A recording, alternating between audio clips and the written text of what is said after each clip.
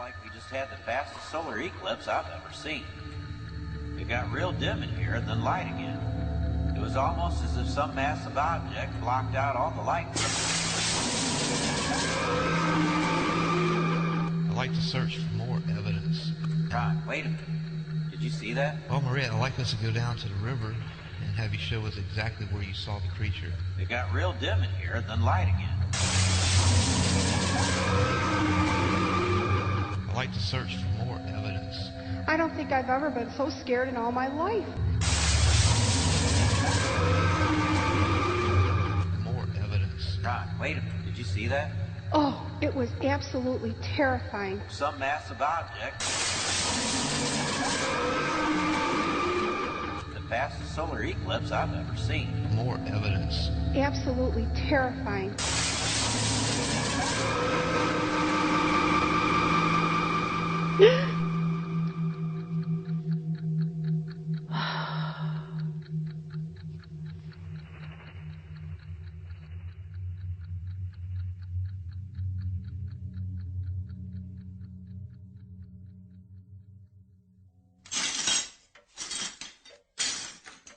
Well, that's the last of the glass, Mrs. Davenport. The plywood will serve as a temporary covering till we can get a new window for you. You won't be able to see out that direction for a couple of days, but we'll get it fixed as soon as we can. Oh, thank you so much. You've been a big help to me. I don't know what I would have done without you. Oh, you probably would have been eating dust and swatting flies, that's all. Well, I appreciate all your hard work. In fact, everyone has been such a huge help this morning. Well, after we heard what happened yesterday, seems like the only proper and fitting thing to do, what with being neighbors and all. How'd you sleep last night? Oh, are you kidding me? I tell you, if sleep was my work, I wouldn't have earned more than a dime last night. I had a horrible nightmare. Yeah, I don't have to guess what that must have been about. Anybody who has happened to them what happened to you ain't gonna sleep too good for a while. It definitely wasn't easy, that's for sure. Well, if there's anything else you need, don't hesitate to call me now, you hear? I'm not here just to take up space or breathe the air. I'm here to help in any way I can. Well, you've done plenty already, Daryl, and thank you very much. It is my pleasure. I still can't believe this all happened to you. A Bigfoot? Man. I mean, I saw one too back in '85 from a few yards away, but that's nothing compared to having one come barging in your living room. That's just unreal. One of them big old hairy things coming all the way up here to the house, come crashing through your window. You know, that just makes me wonder if he was after something. You know, I've heard stories about them things coming close to people's houses and even looking in their windows. But for one of them things to do what this one did, now that's taking it to a whole new level. Well, I better go. Like I said, if you need anything at all, you just call me. Thank you, Daryl. I'll be sure to do that. Okay, I'll be seeing you. Bye. Bye-bye. Hey, looks like you got another visitor. Good morning, Daryl. How are you? Oh, I'm doing just fine, Professor. And how's everything with you and the team at the lab? Oh, we're always learning something new. The creature keeps us on our toes, that's for sure. You know, Daryl, if you'd consider it, it sure would be nice if you could come down to the lab one day.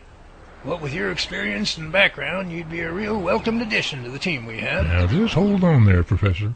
I done heard stories about what happens to people who get too involved with tracking the Sasquatch. They start following leads and finding clues and talking to witnesses and such as that. And before you know it, they're all wearing cement shoes. Sorry, Professor, but I like living. But, Daryl, if you would just... Professor, I said no. I don't mean no disrespect to your elderness, but working for you is dangerous. And I got me a wife and kids to think about. Thanks, but no thanks. I gotta be going now.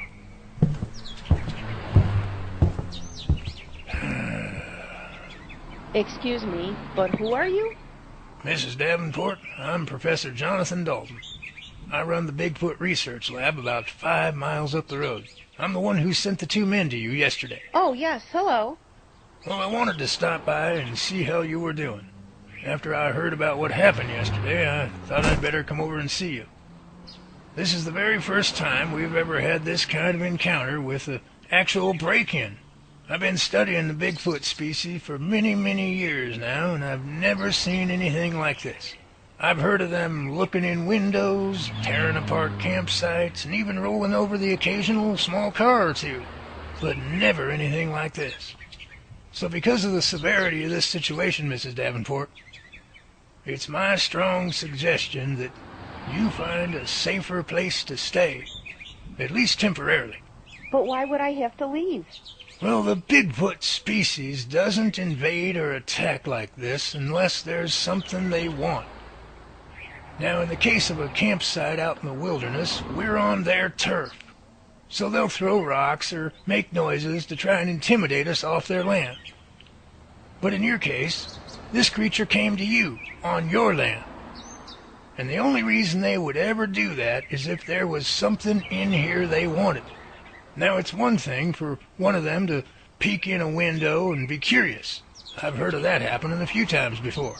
But if one of them will go as far as smash in a huge window and stick its head inside like this one did, then it obviously has good reason to do so.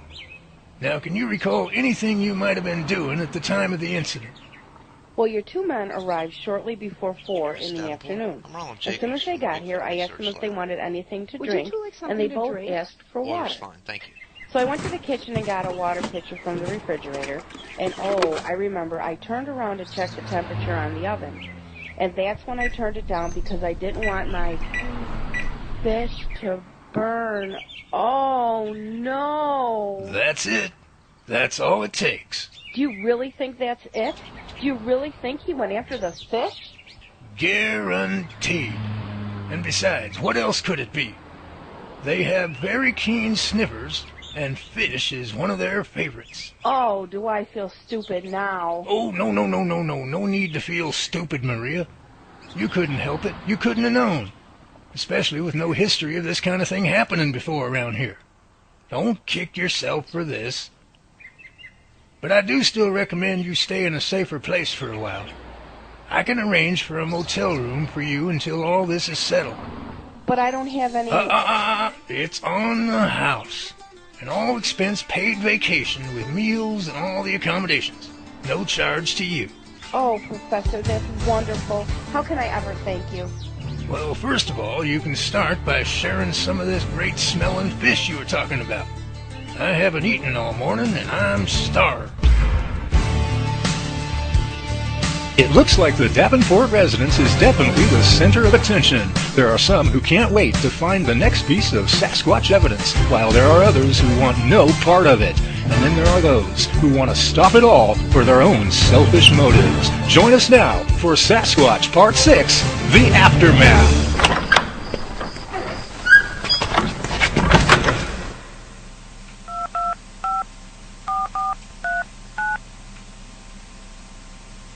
Hey, it's me. The job's completed. Yeah, it was too easy. The professor guy was so busy talking, he didn't even notice he left the door open. Yeah, after he was gone, all I had to do was walk right in and do the job. Yeah, everything's in its place. Boy, are they gonna be surprised. What do you mean, did I leave any evidence? What do you think I am, a rookie? I know what I'm doing here. Believe me, the boss is gonna be very pleased. So relax, man. We got nothing to worry about. Trust me, everything's under control. So she packed some things for a few days, and I took her to a motel where she can be safe and comfortable and not have to worry about the media or anything else going on around her place.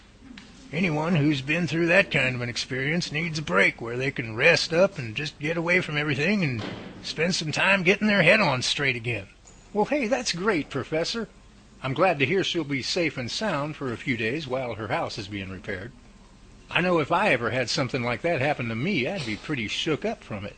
Well, I know when I had my first sighting from about 100 yards away, it made me shake in my boots, that's for bloody sure. I can't even comprehend what it would be like to have one come busting through my living room window. Talk about traumatic. Yeah, that kind of thing is bound to rattle anybody's cage quite severely. But before I took her to the motel, she told me something that absolutely 100% answers the question, out of all the houses in that area, why did the Sasquatch pick hers? Really? What'd she say? Well, she said she'd been cooking some fish that afternoon. Cooking fish? Is that what attracted it? Exactly. She'd caught some fish down at the river a couple of nights prior to her first sighting. They were baking in the oven when the break-in occurred. The smell drifted out of the house, got caught in the wind, and carried out into the forest where the Sasquatch picked it up and followed it. Oh, you've got to be kidding. Ah, Professor is right, Jerry. The hairy ones can smell as the great bear smells, from miles away. They will find the source if they choose to. It is said in days of long ago, nets and drying poles were stripped of their fish and berry baskets emptied at my people's camps. Every once in a while, stories from returning hunters say this has happened to them. Wow. Unbelievable. So let me get this straight. This hungry Sasquatch came down the mountain from who knows how far away, out of the trees, crossed the road, went through her yard, up onto the porch, and busted through her living room window just for the halibut? Oh, please tell me he didn't just say that. He did. Well, no sense floundering around here any longer. I've got places to go. Yeah, me too. Holy mackerel, look at the time. Yeah, Charlie, you better get a move on. After all, you don't want to be late for work now, do you? He did it again. I could not believe he just did it again. How in the world does he do it? Don't try and figure it out, Charlie. You'll just hurt yourself. Just go. I sense something very fishy about the white man's humor. It is very entertaining also. Yellow Bear, one of the things you're going to learn very quickly about us here is even as seriously as we take our work with the research and everything that goes with it, we still love a good laugh. So we have a tendency to lean a little toward the humorous side of life. It's a great stress reliever. Stickjahona thinks you speak good words. As soap is to the body, laughter is to the soul. Come in. Professor, I have something here you need to see. I have been looking at the blood sample you bring in. I think you will be very interested in what I have discovered. What do you have there, Francois? This is a printout of one of the samples as seen under the microscope. Take a look at this. Let's see what we got here. Let's see, we got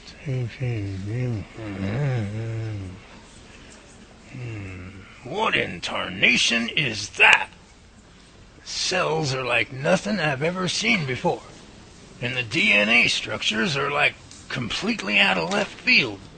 A typical human DNA structure doesn't even come close to what this is. It's no wonder they can do what they do. Francois, I think you finally hit the jackpot. This is exactly what we've been looking for. This is the kind of undisputable evidence that no one can argue with. When the time is right, we'll show this to the whole world, and no one will be able to deny that Sasquatch is real. Wow. Well, when will that be? Well, not for a while yet. We still have a lot of work to do before we can parade this thing down Main Street. The first thing we need to do is make copies of this and send them off to a couple of other research labs I know of. I got some contacts with a couple of high-ranking people in the science community. I'd like both of them to have a chance to see this so they can either confirm or deny what this thing is telling us. You never want to go out on a limb based on just one opinion, you know. Francois, take this picture down to the photo lab and have them run off a couple of copies. Then I want both of them mailed. I have the addresses, and time is of the essence. So I want them overnighted to each location with the words top priority stamped on them. Don't spare the expense, and nobody breathes the word of this until I say so. In the meantime, it's business as usual. Understand?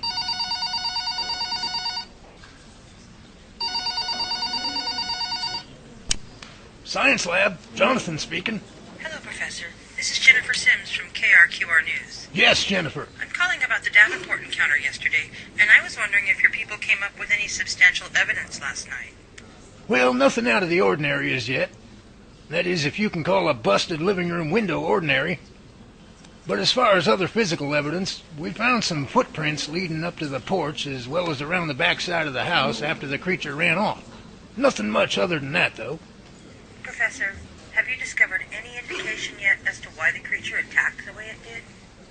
Well, as far as motive is concerned, I'd rather not say right now. So you do know something and just refuse to release it? Yeah, that's about the size of it. Well, okay, but I'll be back. I don't give up that easy. Well, that's what I respect about you, Jennifer. You're a go-getter. But I'm just not quite ready yet to divulge the information. Well, that's very nice of you to say, Professor. Sorry to say, most people don't see it that way. Most people I talk to see me as a nuisance, knocking down their door just to get a story. But when I smell something cooking, I head straight for the kitchen, if you get my meaning. Yeah, and so does the Sasquatch, if you get my meaning. I see. I'll be sure to keep that comment off the record, Professor. Thank you, Jennifer. I'd appreciate that. Yes. Yeah, and I'm sure Maria Davenport would too. Well, thank you for your help, Professor. I'll be back in touch. Thank you, Jennifer. Goodbye. Wait a minute. Did you just tell her without actually telling her? Jerry, I trust Jennifer. She's a whole different breed of reporter. She's one of the few who's honest and decent and doesn't overstep her bounds without good reason. She knows when to jump and when not to. So I know she'll hold on to what I've told her without telling every Jack, Jim, and Jane from here to Timbuktu. Besides, there's a lot of people who live along that river, and a lot of them go fishing there. So if Jennifer did let the cat, or catfish in this case, out of the bag, no one within 20 miles of the Davenport property would ever be able to cook fish without risking an unwanted dinner guest showing up. She's wiser and more insightful than all the rest in her profession. I could tell by how she was talking that she already knew, so I figured there wasn't any harm in telling her, in sort of a left-handed way. Well, she's a rare one. Most reporters wouldn't care, and they just run right over the top of your wishes just to get a story on the air. I'm glad to hear she's different. Yeah, she is. So we don't have a thing to worry about.